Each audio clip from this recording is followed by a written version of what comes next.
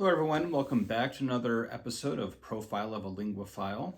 Today, I want to talk to you about my language journey or my language timeline.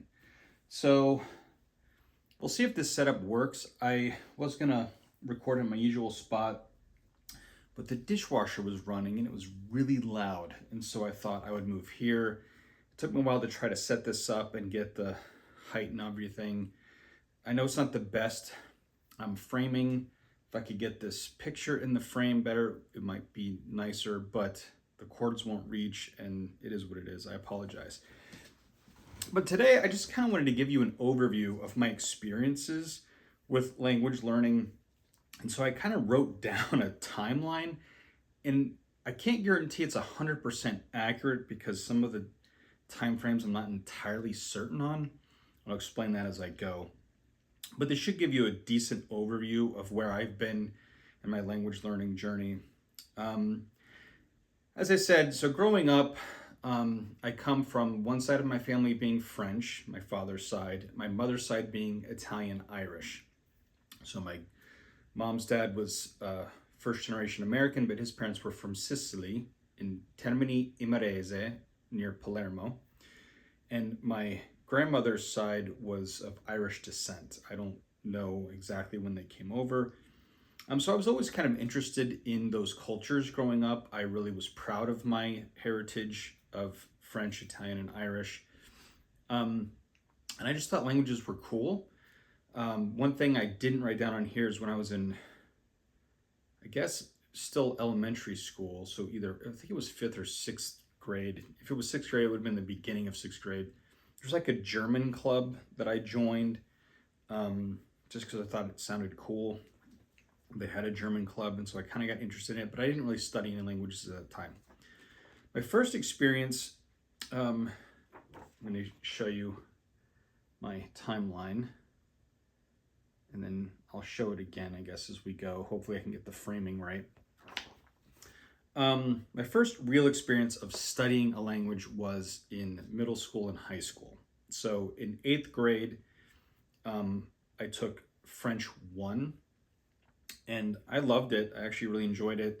I still remember singing things like tête, épaule, je ne pied, you know, the head and shoulders, knees and toes. Les yeux, les oreilles, la bouche, la nez, tête, épaule, je ne pied. And butchering, there was a Vous faites à trois, and I'm pretty sure my pronunciation of that is bad because I don't even know what all of those words are. But I know it's like a birthday song. But I enjoyed it.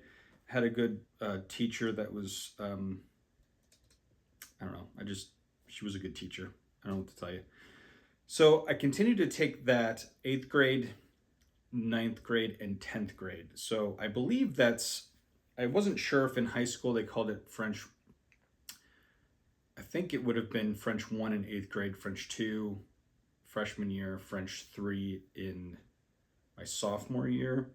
So that would have been around the fall of 93 through the spring of 96. So I took 3 straight years of French. Could I speak it? No. About the most I ever did speaking wise, and we did have a new teacher the last year. The most speaking I ever did for that was, I believe, was probably the last year, or I don't know, it might have been, it was in high school, it was either freshman or sophomore year. I had to do a video recording of myself doing a weather report in French. And all I remember from that is that I called myself Raleigh Bad Hair Day, which was a reference to Channel 1 television. There was someone named Valverde or something, Raul or something, or Robbie. Well, I don't remember his actual name, but I did Bad Hair Day as a joke on his last name, which is probably not entirely culturally sensitive. Apologies. Anyway, and then around my next experience formally studying languages was it was in college, and it was somewhere between when I transferred to to Belmont Abbey College. That was spring semester 2000, and I graduated in spring of 2002. So I think it was early on, but I don't know if it was my my end of my sophomore or during my junior year would be my guess, somewhere in there. It's possible it was my senior year, but I think it was most likely my junior year. So we're probably looking at fall of 2000 to spring of 2001-ish, somewhere in that time frame. And I took 2 semesters of college Latin, which were both based on Wheelock's Latin, and it was taught by the abbot of the monastery which was so it was a campus with a monastery of Benedictine monks, but it was also a college. So I was in the college, and the abbot, and he was great at it. I remember him telling us that, many years from now, you might not remember any Latin, but your English will be better. And he wasn't wrong. Sadly, growing up when you're learning English in school and you're going through the grammar and stuff, it's kind of boring, but I think a lot of students don't really end up retaining much of that. And I think Latin kind of forces you to. I mean, I did well in English, so I probably knew more than the average bear, but I think you really get a sense of how different languages work, and they don't work the same way as English exactly. And so the use of endings to indicate direct object, indirect object, the difference between ablative versus dative, that sort of thing. I think he was right. It just helped you get a better sense of language. Anyway, so I enjoyed those. I actually really liked those classes. And granted, it was mostly for reading. We didn't practice speaking really, given what it was. Now, before I move on to my next formal study, I do want to indicate that somewhere around this same time when I was in college, somewhere in the early 2000s, I'm guessing it was my dad purchased, I don't know, but in my parents' house, they had a bunch of Talk Now CD-ROMs. And they were different language learning things. It was Talk Now French, Talk Now Spanish, Talk Now Italian. And I think I did a little bit of the French, I'm guessing. But I remember doing a little bit of the Spanish, but I don't really recall much from that. And then and I was just doing this for fun. It was just sort of hey, what am I going to do? I'll go do language study. It seems fun. But the Italian's the one I remember the most. And I don't say that I ever formally studied Italian. I took a couple days of it at a college class that I was auditing, and that was it. I wish I'd stuck with it, but I didn't. But I remember I really actually liked those. They were fun, and it actually helped me a little bit. I still remember some of the phrases I had to learn. I'm not saying my pronunciation's great or anything, or my knowledge of the language is good. It's really not. Io conosco un po' di italiano. I can say that, but it's not really true. Dove posso parcheggiare la macchina? Dove sono le valigie? Dov'è la stazione della ferrovia? L'orsacchiotto? L'orologio? What else? Oh, yeah, I do remember. So this was kind of funny. March of 2003, a college buddy of mine, and we were both graduated. We were like, hey, let's go to Rome, man. Let's just go to Rome. So we booked a trip. We went out to Rome for a week. We also did a day trip to Florence, and another day trip to Pompeii. And we walked around Sorrento, I think, for an hour. But I would try to use it dove posso comprare un biglietto? and then they would respond to me in English because I wasn't that great. Um, but there was one time that was really funny. My friend was from Jersey. He had a very sort of strong accent, very unique. You might not even know he was Jersey per se, but he kind of talked like this, really nice guy. Um, but anyway, he forgot to pack a toothbrush. So one of the first things we did when we arrived uh, in Rome, we flew into Fiumicino, if that's what the name of it is, I think. And then we took did we take a train? I don't remember. We were staying on the Via Nazionale, which was around the corner from I think it's called Termini train station, if I'm not mistaken. But we stayed at this little place there. Really didn't know what we were getting into. It was a little strange. I think they gave us the wrong room because I think they gave us a room with like one bed, and we were like, no, we booked a room with two beds. We're not like a couple here. All right. So they had to switch rooms and check our reservations, which was difficult because they didn't speak English. But we got that done. But anyway, one of the first things we did was we went to a pharmacia, and looking for a toothbrush. And he didn't immediately see any. So you walk in, it's like the main room, and then it seemed like there was like another side room through some open door frame that we didn't go into. He's just looking around the main area. He's like, I can't find a toothbrush. And so this very beautiful, I mean, gorgeous young Italian woman with flowing brown hair, and I just think she even had one of the lab coats on or something. But she was, and she's trying to help. He's like, I need a toothbrush.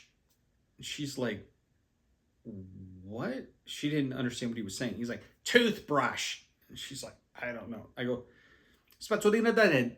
Spazzolina da denti. Ah, sì. And she took me over. Now, in hindsight, I got the gender of that wrong. If I'm not mistaken, I said spazzolina da denti, and it's actually spazzolino da denti.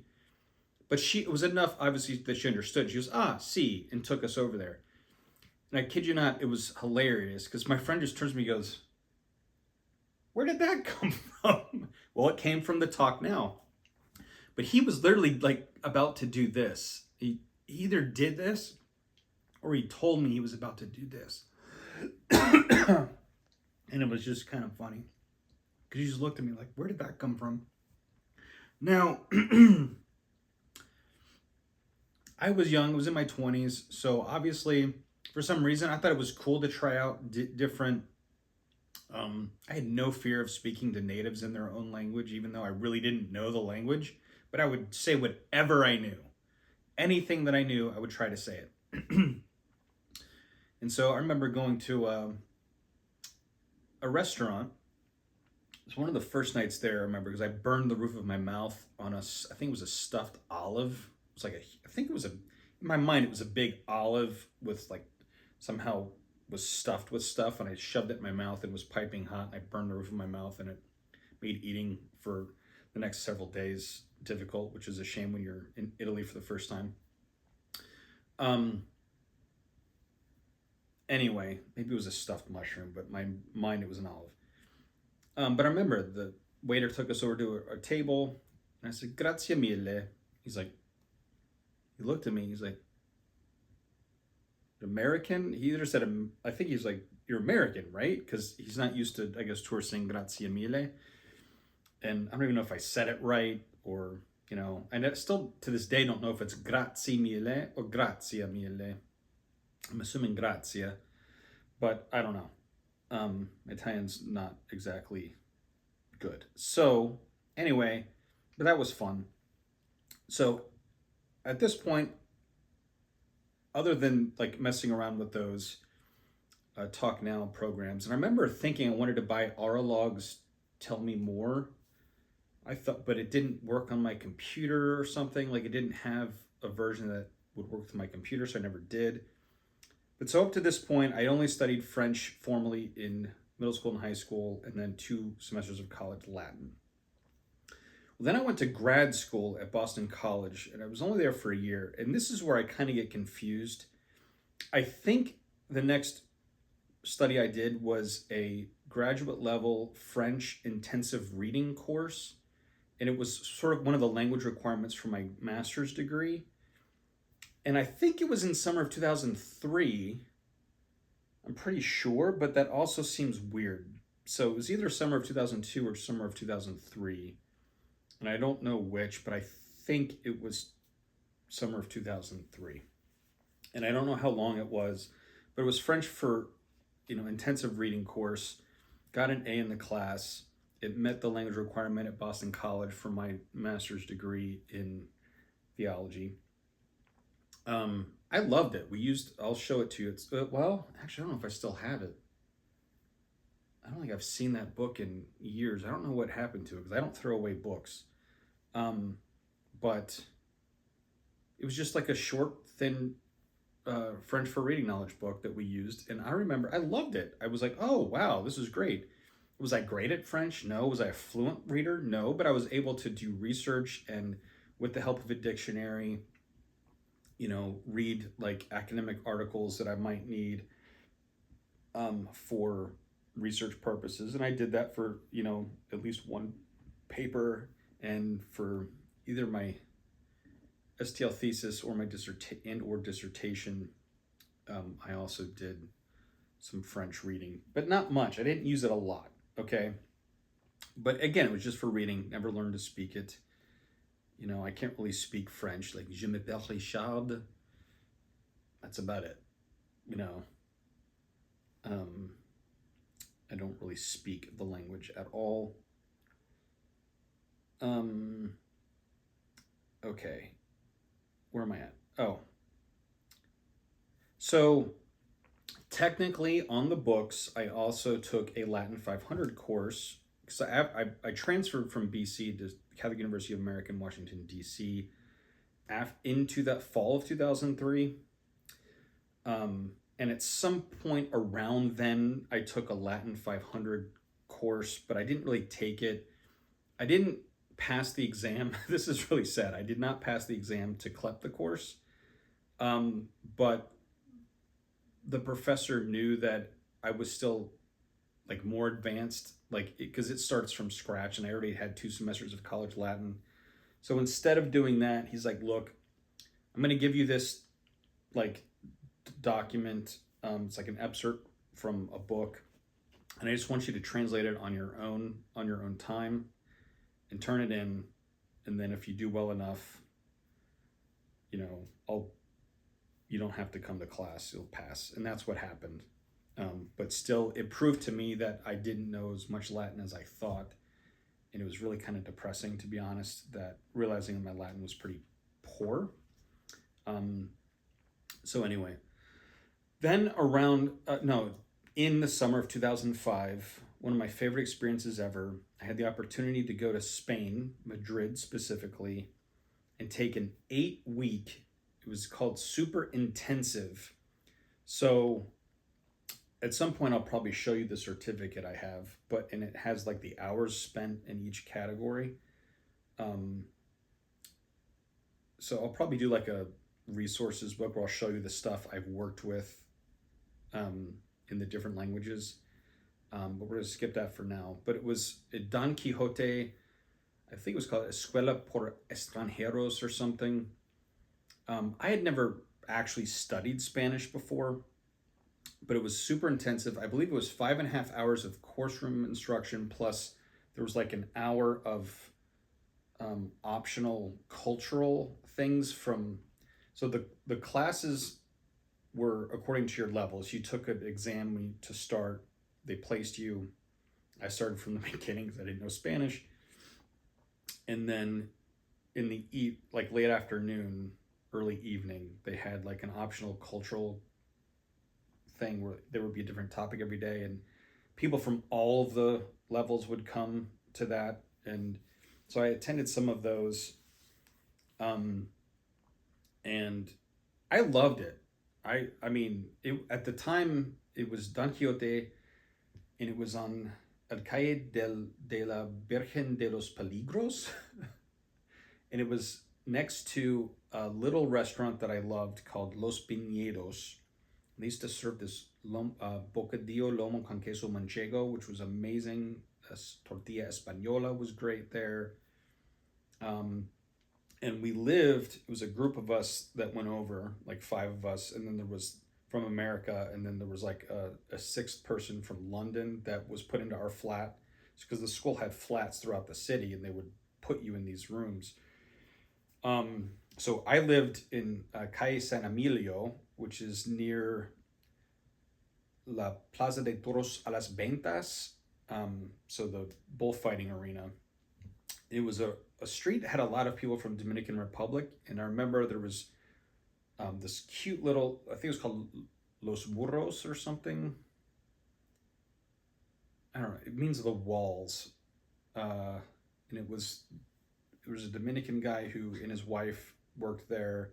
The guy was the chef, and they had like a little son and all this, and they would hang out with us and talk, and it was pretty cool, nice little place. But I loved it, man. I did not want to leave Madrid after that. And I got in 8 weeks with that super intensive course from no formal study of Spanish to passing the B1 certificate exam. And I mean, I loved it. I came home, I was talking to one of my nephews, and I would start speaking in Spanish, and I would roll in my R's really heavily and stuff. And he was like 3 or 4 years old. He thought it was hilarious. He would say, "Do the funny things," like, and then after that, for a couple of years, I used Spanish fairly regularly in the States, and I would have conversations with people, which was always a little difficult because depending on where they were from, their accents were so different. I kind of remember thinking that not all, but most Colombians were the easiest for me to understand, having studied in, Castilian. I tended to drop the sound on C's and Z's that we learned in Madrid. In the United States, I knew that sounded a little bit strange, so I would drop that and just do an S sound. Occasionally, it still comes in though, and I might actually try to pick it up because I love the Castilian accent. I like a lot of the way Colombians speak, fairly slowly, or at least reasonable speed and clearly. They pronounce the words. Some people I can't understand anything. Other people I can understand almost everything. So, but I would even give impromptu like talks to groups of people in Spanish with no notes. And yeah, I would stumble here and there, and I'd say, "Oh, what's the word for this?" And someone in the crowd would know, and I'd move on. I didn't have much inhibition. Spoke fairly freely. I did make some funny mistakes. I'm not getting into that now.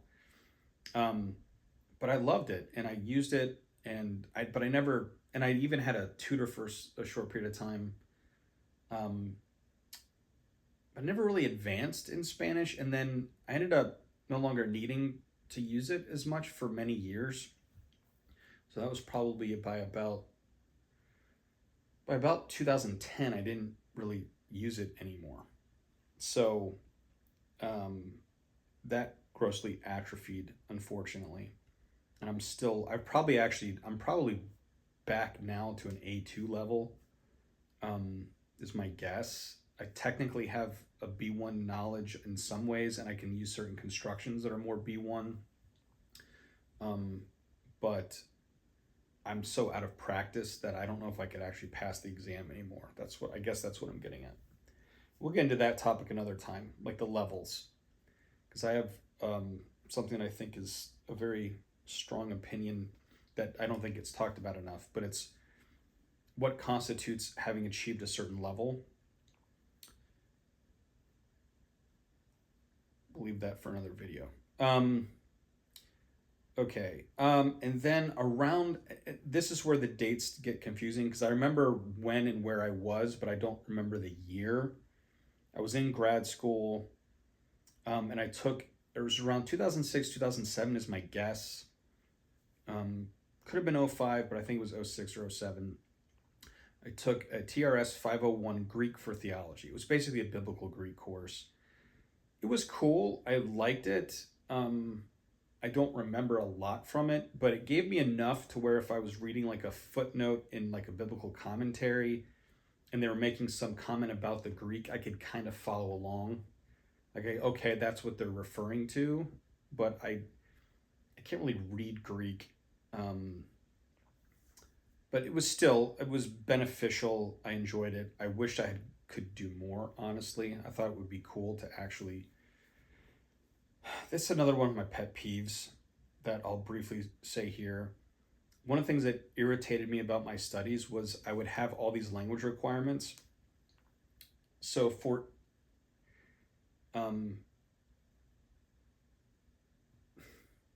like for my doctorate, it required you had to meet certain criteria to meet proficiency in Greek, Latin, and two modern languages. Okay. I couldn't speak or read fluently any of them.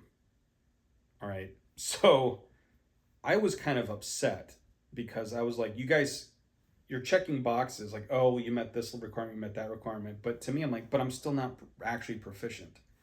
So that kind of irritated me, to be honest. Um,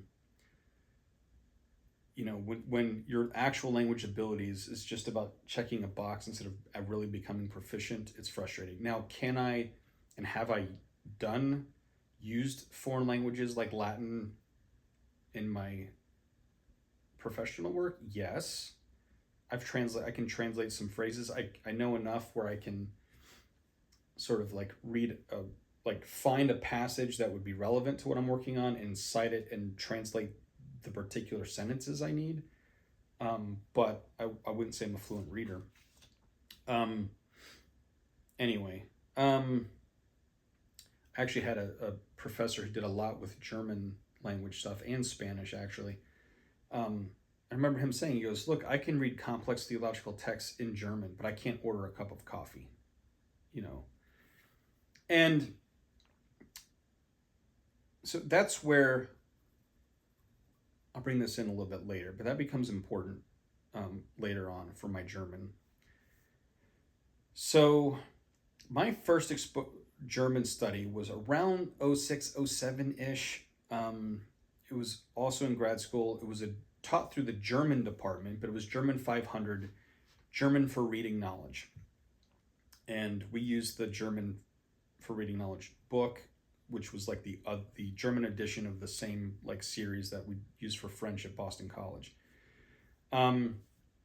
Now, loved the class, started being able to read it okay. And then around 07, 08, I took from the theology department, TRS 501, which was theological German.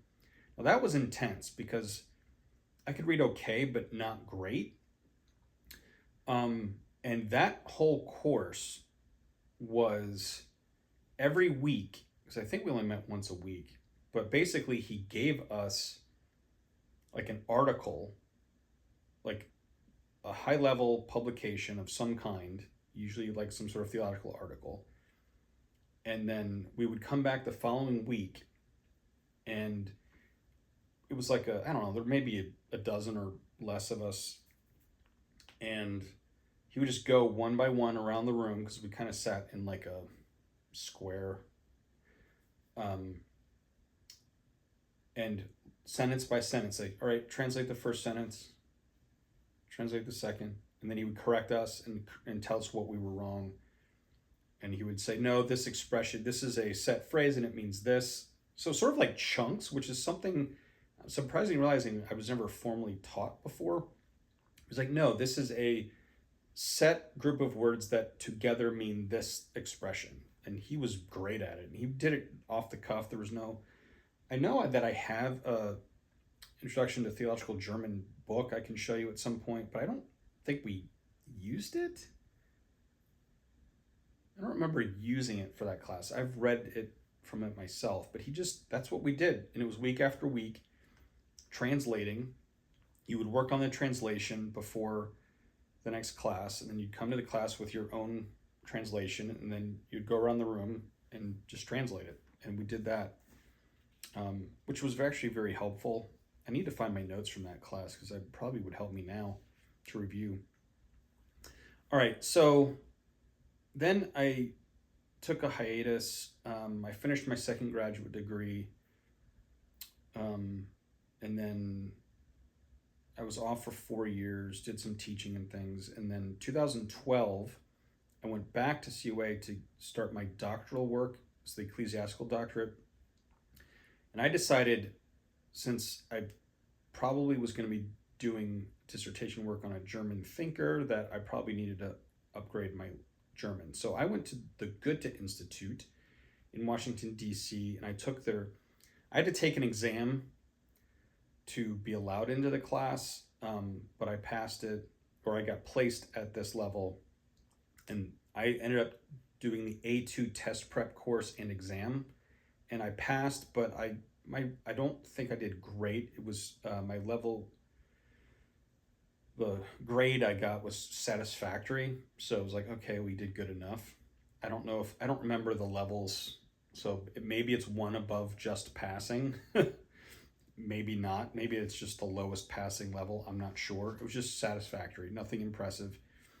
But one thing I noticed in that class was, because I did so much reading in German before, but no speaking, the other students in the class were much better at speaking than I was, even though they were still beginners, A2 level.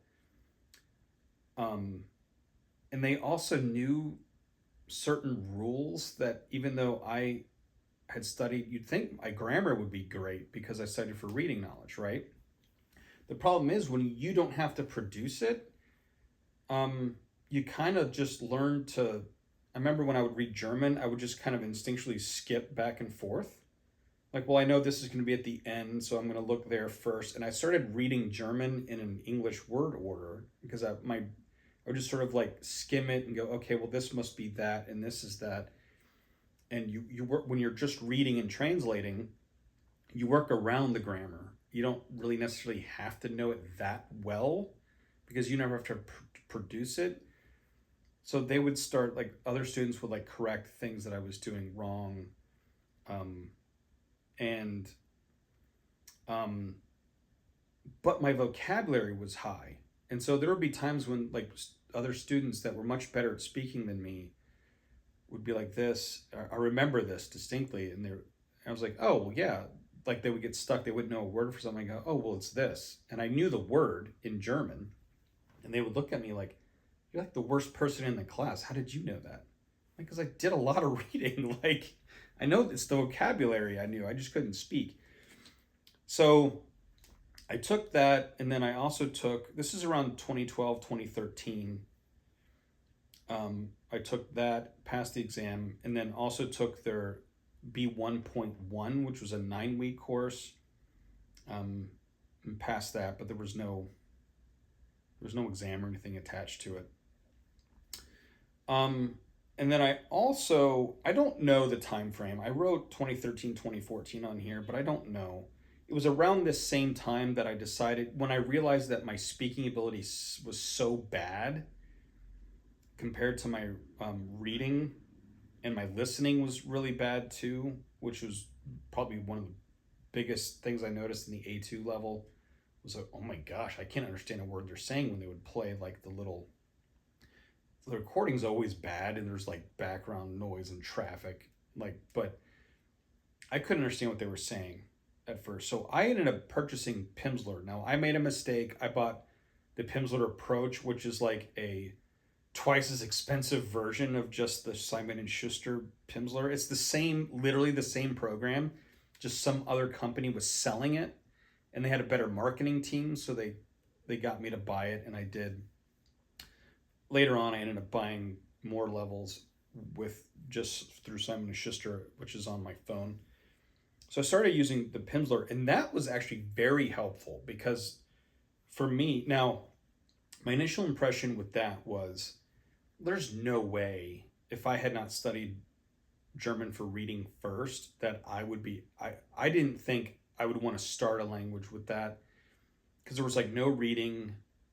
Although they added at some point, they did have like some weird thing you could click on it on your phone or your computer and pull down like 10 sentences from that chapter. that were related but weren't exactly transcripts, and you could kind of see different things.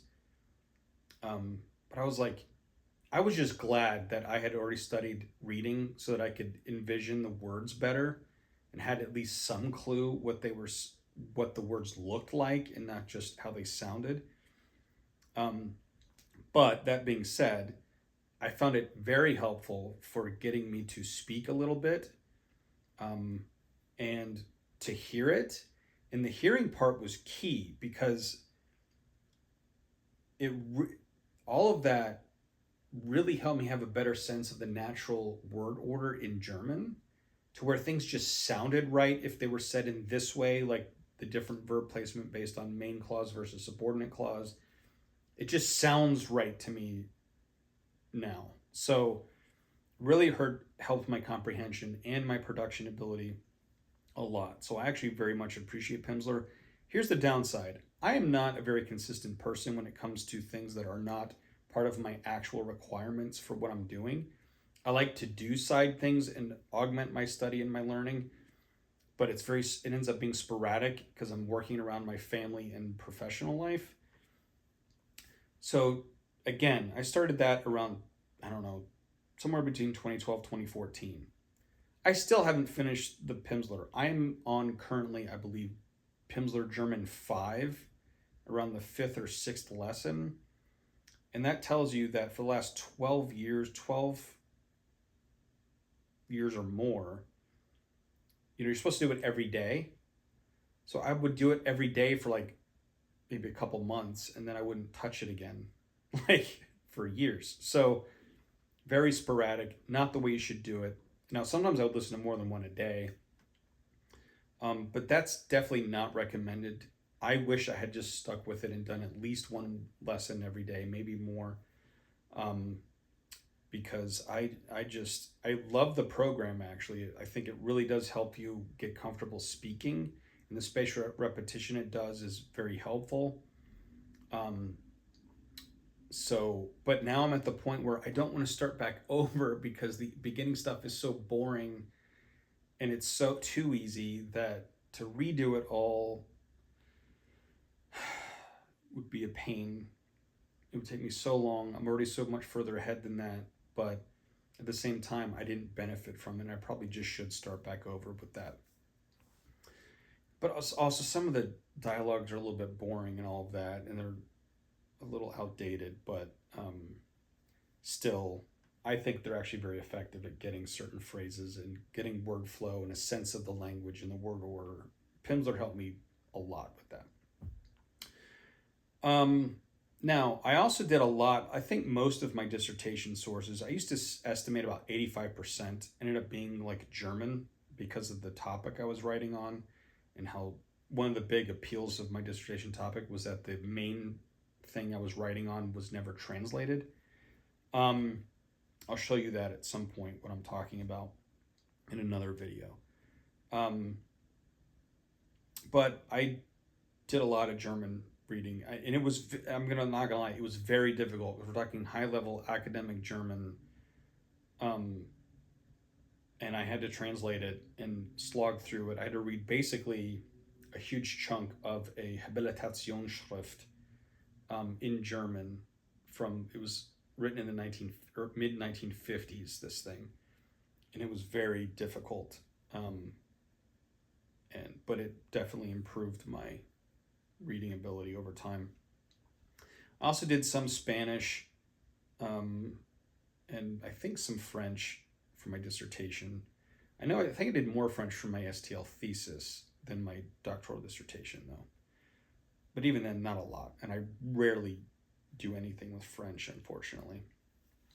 All right. So I forgot to mention, so around the same time when I was between 2012 2014, I started doing Duolingo. I did the entire Spanish and German trees.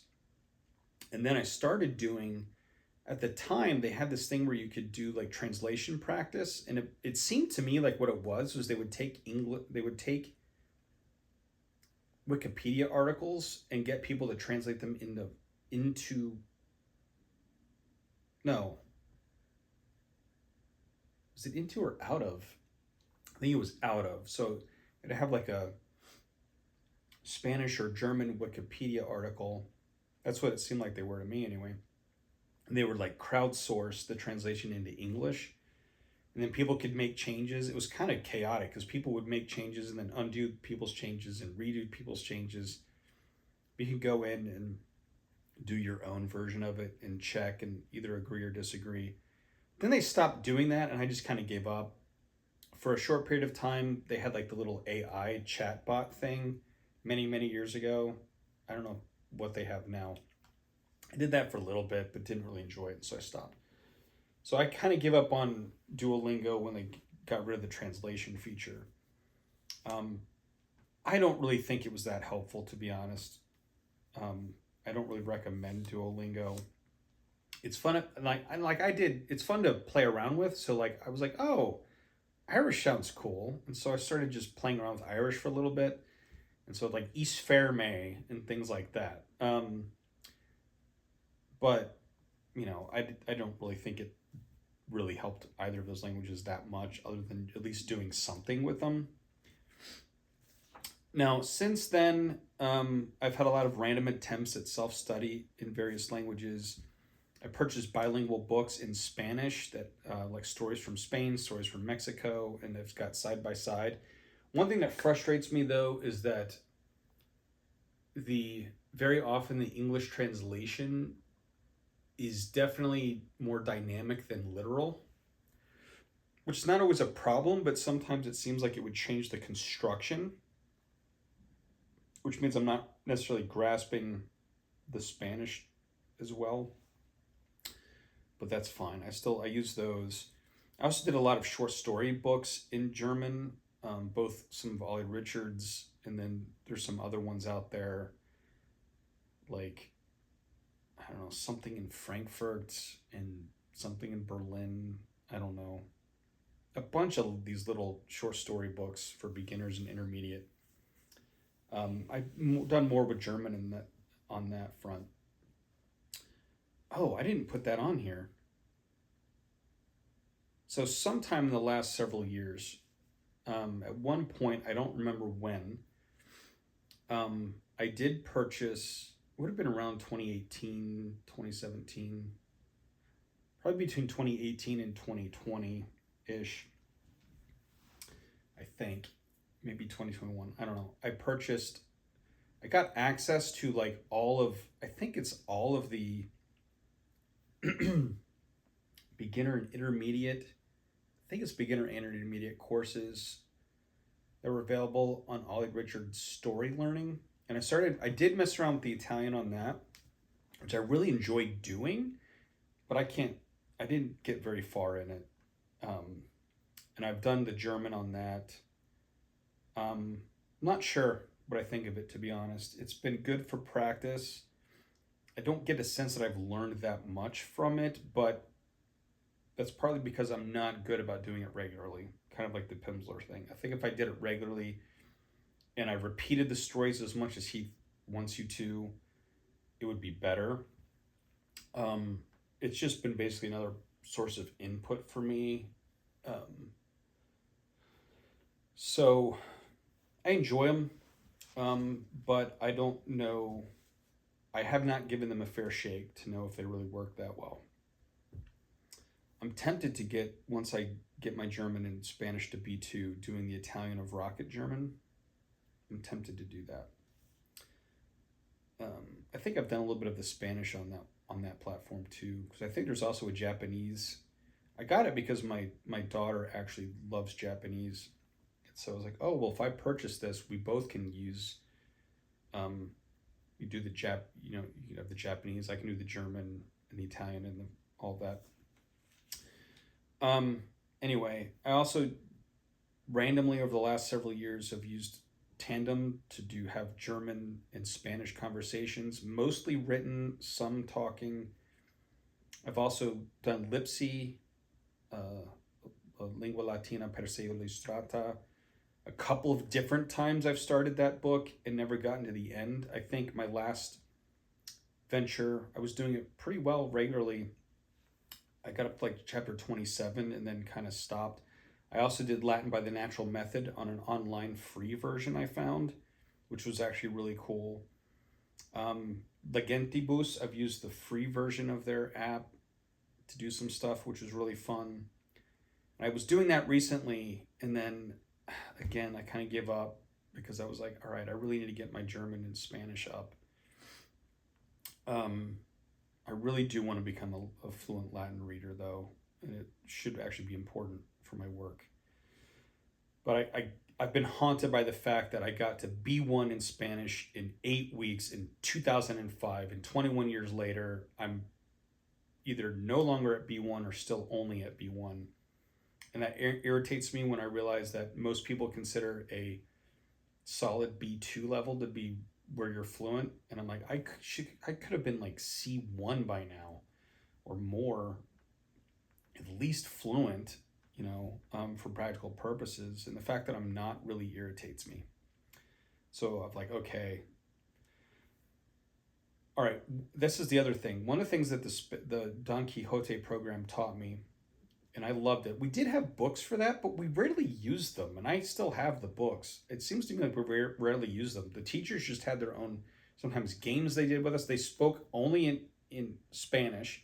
They would get mad because all the students there from all over the world would be like, well, what's that in English? It didn't matter if they were from, Sweden, Netherlands, China, France, Italy, the lingua franca of the school outside of the classroom, everyone spoke English. All the students. Most of our teachers actually couldn't speak English. I think I had one teacher there that actually could speak English. It was kind of weird.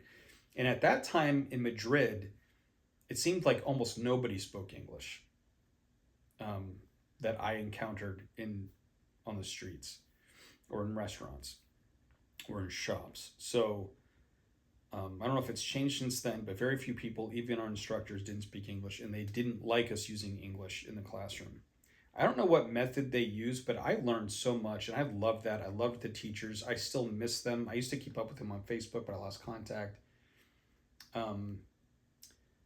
So I just love that whole experience, Don Quixote. But one thing that taught me, which is sort of why I started doing the Pimsleur, honestly, is because I was like, well, if you can get a speaking ability and writing ability, it makes reading so much easier. And if my main goal is to read, I'm like, this is the shortest language study I've ever done, and it was the most effective. Why wouldn't I want to learn how to speak if my goal is to read? Because if I can speak it, reading is so much easier.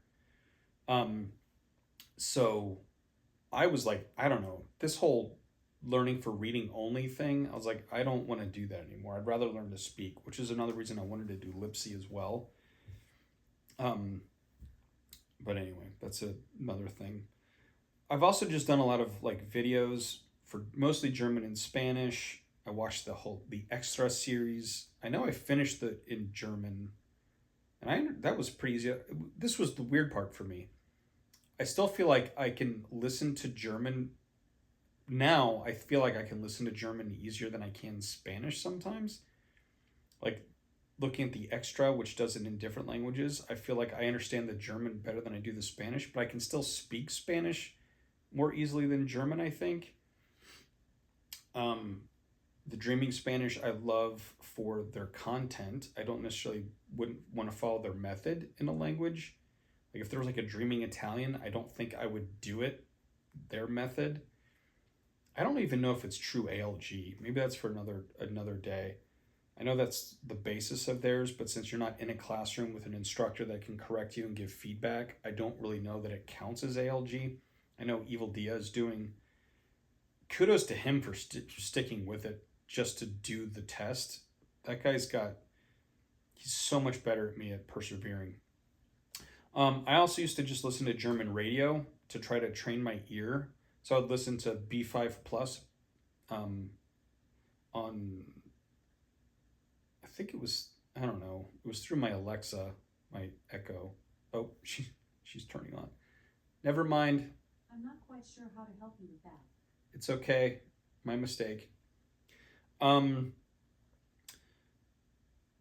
I would just remember I kept hearing like traffic reports and like 15 or no 5 Kilometer Verkehr, you know, or Stau, and I would hear these words, and I was like, oh, they're talking about like traffic and like a traffic jam, like, um, I don't know, just helped my ear, and actually think German's a beautiful language, and I think it gets a bad rap. I've also recently started doing ChatGPT. I tried to use Claude, and it was not understanding me, and it kept like uh, transcribing what I was saying completely wrong. Now that's probably because my pronunciation sucks. But I started using ChatGPT recently. I remember going, I'm going to look and see again because I had asked it if it could talk to me and it said no.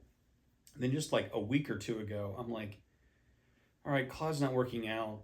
Let me go back to chat and see. And I open it up and there's this advertisement on it, or like notice pops up as now new feature. You can chat with me or something. I'm like, what? I feel like that was a thing before, but for some reason I can never figure out how to do it.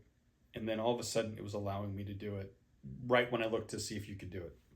And it's been great. I literally had in one day about 50 minutes of conversation with it in German. And I would ask it questions and ask for clarification, and it would speak at a reasonable pace. It's a little bit strange because it like stutters on purpose sometimes. Um, it's kind of weird, and it does, but it's very good, and it explains things to me when I get them wrong. I came up with a whole plan. Um, I do remember I had before that I was doing a chat conversation with it, like in German. So I was practicing typing, and I was amazed at how well I was doing typing, but I still was making mistakes constantly in my output. It would correct it. And then I asked it to assess my German. I was like, based on our conversations and our writing back and forth, what would you say my German level is? And it said, probably B2, maybe C1, but because you can't really do this and you make these mistakes, more likely a B2. And I knew that it was wrong because it doesn't know how bad my speaking ability is. Okay. So it's because when I'm typing, I can think about it more slowly. I can correct before I hit send.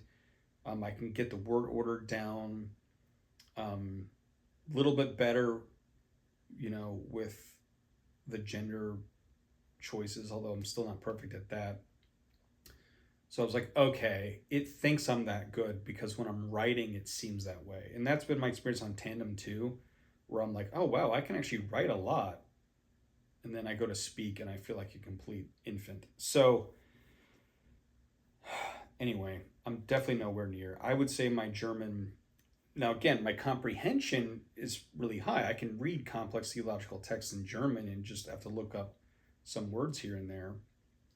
Um, but my speaking is probably still only A2, maybe B1.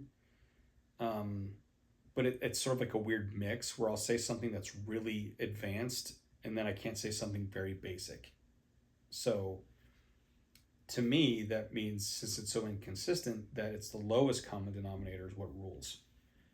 So that's my. So I'd say I'm technically still only at probably A2, maybe B1 in German. Um, yeah. So, yeah. Anyway, I really want to get those up, but that's.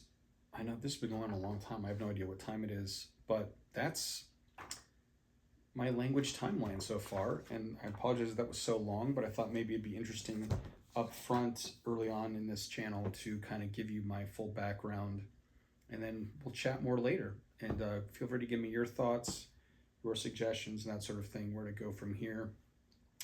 But yeah, that's me. Tell me more about your language journey. Take care. Bye.